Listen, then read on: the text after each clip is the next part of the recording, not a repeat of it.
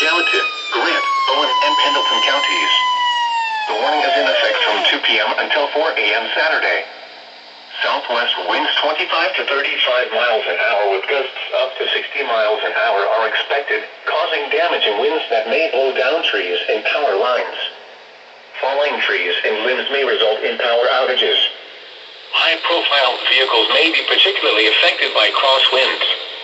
Timing for the highest wind gusts will be from 3 p.m. to midnight, along and behind thunderstorms this afternoon. People should avoid forested areas and being around trees and branches that may fall down.